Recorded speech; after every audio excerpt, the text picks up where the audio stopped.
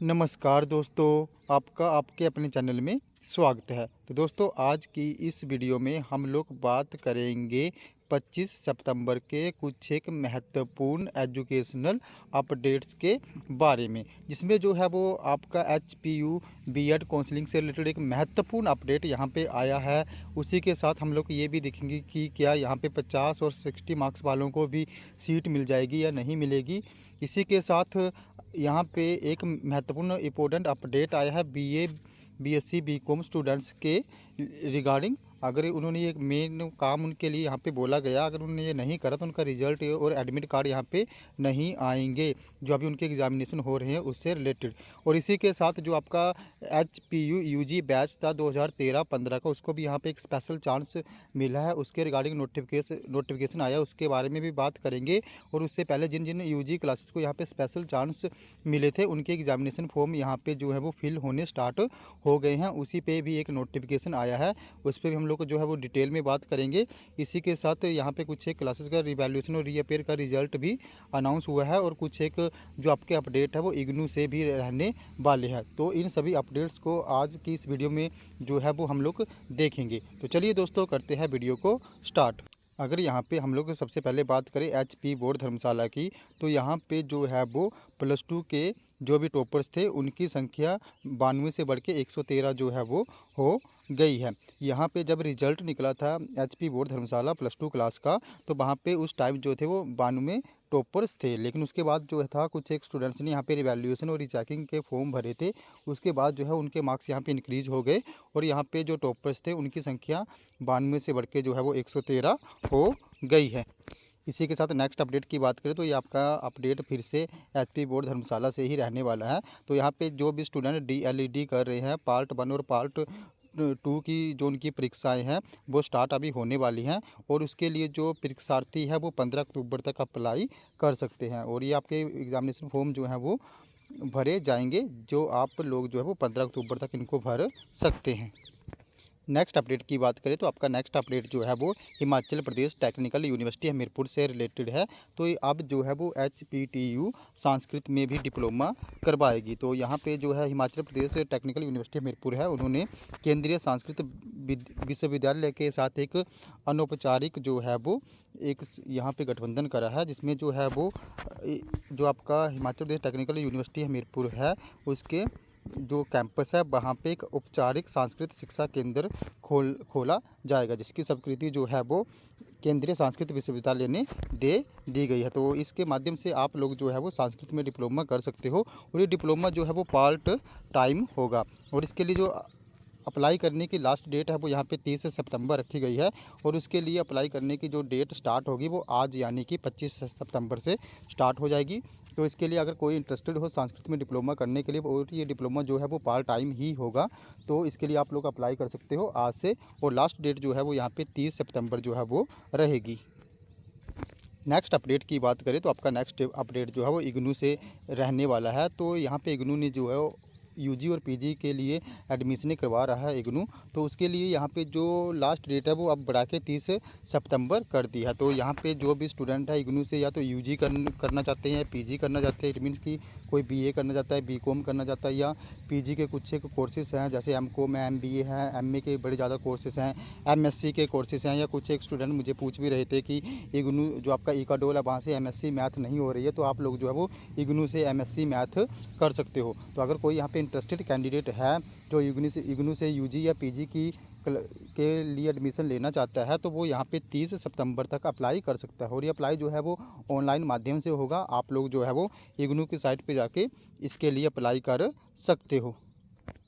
अब यहाँ पे नेक्स्ट अपडेट की बात करें तो यहाँ पे जो हिमाचल प्रदेश स्कूल शिक्षा बोर्ड धर्मशाला है, उन्होंने जो है वो 10th और +2 के लिए जो रिवैल्यूएशन रीचेकिंग और रीअपेयर का जिन्होंने भी फॉर्म भरे थे उनका रिजल्ट जो है वो घोषित कर दिया। तो यहाँ पे जो रिवैल्यूएशन और रीचेकिंग का रिजल्ट था वो एचपी बोर्ड धर्मशाला ने 10th और +2 दोनों क्लासों का जारी कर दिया है, और इससे पहले उन्होंने जो था 2 दिन पहले जो रीअपेयर के लिए जिन्होंने भी एग्ज़ाम दिए थे उनका रिजल्ट भी जो है वो HP बोर्ड धर्मशाला ने जारी कर दिया और ये दोनों क्लासों का रिजल्ट जो है वो जारी हो गया, 10th का भी और +2 का भी। अगर अब हम लोग जो है वो HPU UG स्पेशल चांसेस से रिलेटेड जो भी नोटिफिकेशन आए हैं उनकी बात करें तो सबसे पहले हम लोग इस नोटिफिकेशन को ले लेते हैं।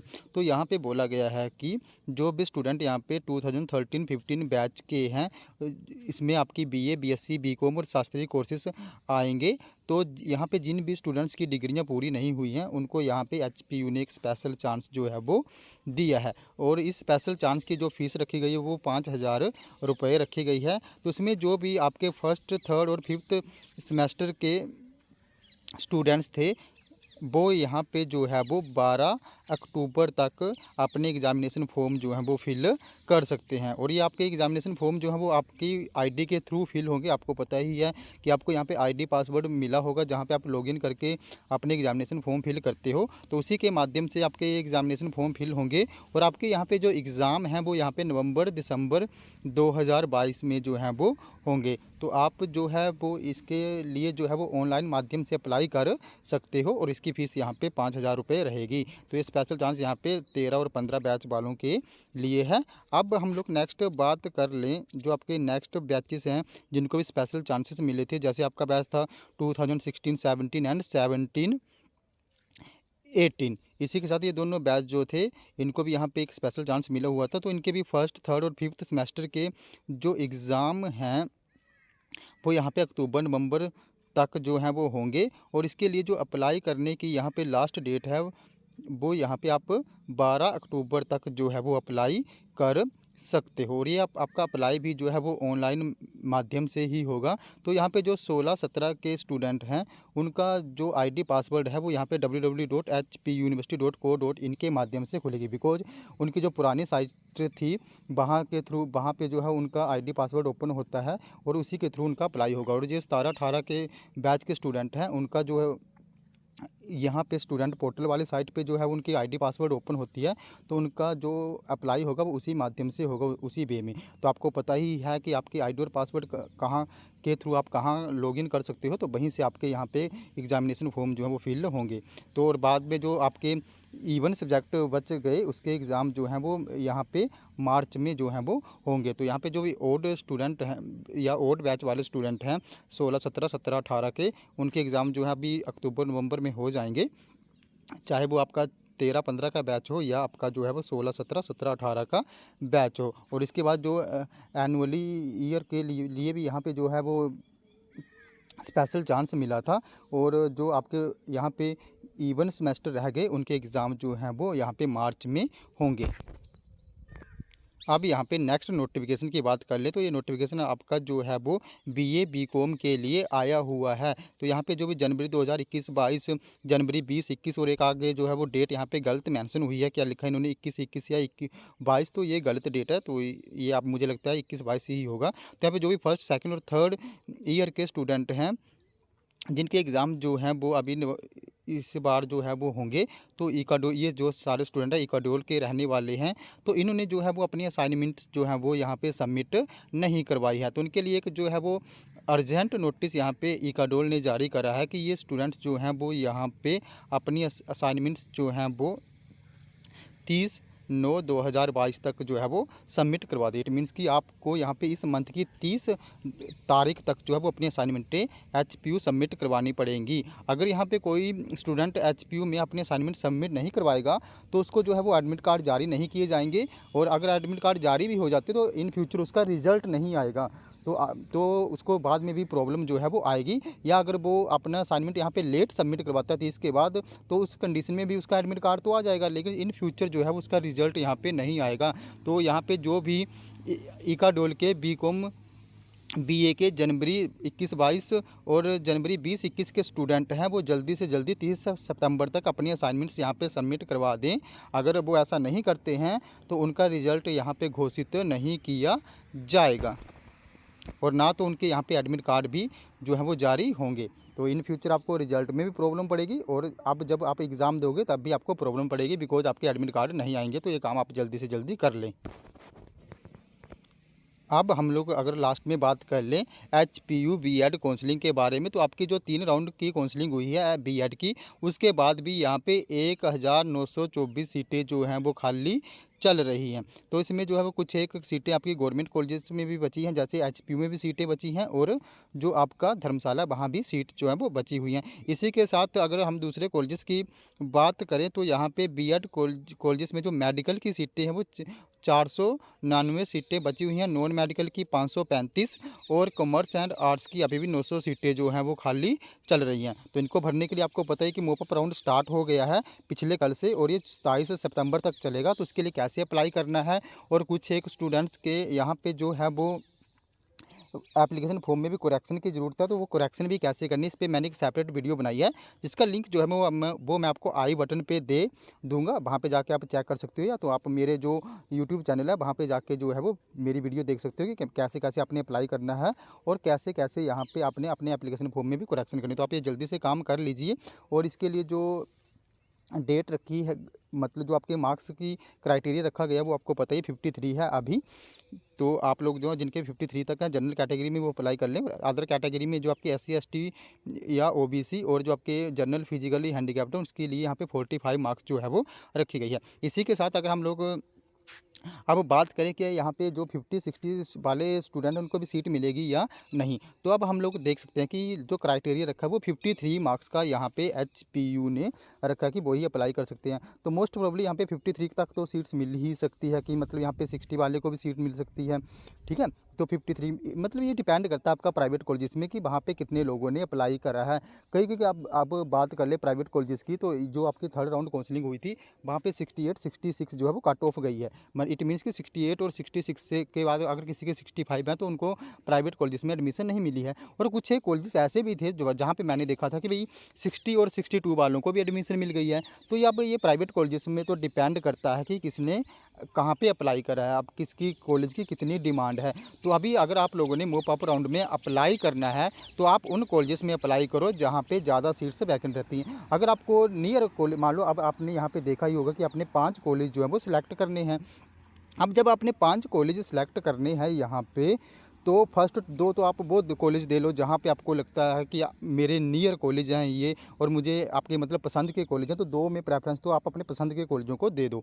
और जो बाकी 3 रह गए आप वहाँ पे वो कॉलेज फिल करो जहाँ पे ज़्यादा सीट्स वैकेंट हैं, जहाँ पे ज़्यादा सीट्स खाली हैं, बिकॉज उस टाइम आपको यहाँ पे एडमिशन मिलने के ज़्यादा चांसेस रहेंगे। तो फर्स्ट 2 पे तो आप अपनी पसंद के कॉलेज दे लो, और बाकी जो 3 रह गए वहाँ पे आप जो है उन कॉलेजेस को सिलेक्ट करो जहाँ पे ज़्यादा सीट्स वैकेंट रहती हैं। अब बात कर लें कि इसके बाद क्या होगा कि जो उनके 53 से कम है उनको सीट मिलेगी या नहीं मिलेगी, जिनके 45 भी हैं उनको मिलेगी सीट या नहीं मिलेगी, या जिनके 50 हैं उनको सीट्स मिलेगी या नहीं मिलेगी। अब आप लोगों ने देखा भी थर्ड राउंड की काउंसलिंग होगी, इवन यहाँ पे HPU और धर्मशाला में सीटें खाली चल रही है। इवन मतलब आप देख सकते हो कि गवर्नमेंट सीट्स जो हैं वो भी खाली चल रही हैं अभी करंट टाइम। तो इट्स मीन्स कि जो आपका मोप अप राउंड काउंसलिंग होगी उसके बाद भी सीट्स यहाँ पे खाली रह जाएंगी। ये मतलब 101% श्योर है कि जो आपका मोप अप राउंड है उसके बाद भी यहाँ पे सीट्स जो हैं वो खाली रह जाएंगी। तो उसके बाद जो है वो एक ओपन राउंड काउंसलिंग या स्पॉट राउंड काउंसलिंग होती है, वो होगी। तो वहाँ पे जो है वो एडमिशन से मिल सकती है 50, जैसे किसी के 50 हैं 50 तक जो है, मतलब आप ऐसे तो मे भी मैंने देखा है कि 45 वाले या 43 वाले को भी एडमिशन मिल जाती है। लेकिन अगर हम लोग को यहाँ पे मोस्ट प्रोबेबली बात करें तो यहाँ पे 50 वाले को नॉर्मली एडमिशन मिल जाएगी, बिकॉज यहाँ पे बड़ी ज़्यादा अभी भी सीटें खाली रहने वाली हैं। जैसे आप लोगों ने यहाँ पे देखा कि 1924 सीटें जो हो खाली चल रही हैं, तो इट मीन्स आप ये मान के चलो कि कम से कम यहाँ पे 400-500 सीट्स जो है वो मोप अप राउंड के बाद जो है वो खाली रहने वाली है। ये मतलब कन्फर्म है। अब मतलब मोस्ट ऐसे ही होता आया है, जैसे प्रीवियस काउंसलिंग होती थी वहाँ भी लास्ट में जो है वो 400-500 या ज़्यादा 300-400 सीट्स जो है वो खाली रह ही जाती है। तो आपको वहाँ पे नॉर्मली जिनके भी 50 हैं वहाँ पे सीट्स मिल सकती है, बिकॉज जो आपकी स्पोर्ट या ओपन राउंड काउंसलिंग होती है वहाँ पे जिन्होंने एंट्रेंस टेस्ट दिया हो वहाँ पे हर कोई अप्लाई कर सकता है, चाहे उसके कितने भी मार्क्स क्यों ना हो। और ये जो काउंसलिंग होती है ये कॉलेज लेवल पे ही होती है। इट मीन्स कि जो आपके कॉलेज हैं BEd के, वही ये काउंसलिंग अपने लेवल पे ही करवाते हैं। तो उस टाइम आपको यहाँ पे चांसेस हैं सीट्स मिलने के। तो दोस्तों ये थे हमारे कुछ एक अपडेट। अगर आप लोगों को यहाँ पे भी फिर से कोई डाउट है तो आप जो है मेरे टेलीग्राम ग्रुप को ज्वाइन करके मुझे पर्सनली इनबॉक्स कर सकते हो, जिसका लिंक जो है मैं अपनी वीडियो की डिस्क्रिप्शन में दे दूँगा। और यहाँ पे आपको कोई भी डाउट है तो आप मुझसे वो डाउट क्लियर करवा सकते हो। आपके डाउट को क्लियर करने की पूरी कोशिश करूँगा। तो दोस्तों ये थी हमारी आज की वीडियो। अगर आप लोगों को ये वीडियो इन्फॉर्मेटिव लगी हो तो चैनल को सब्सक्राइब करें, वीडियो को लाइक करें और शेयर करें तथा ऐसे अपडेट्स के लिए हमारे साथ बने रहें। धन्यवाद।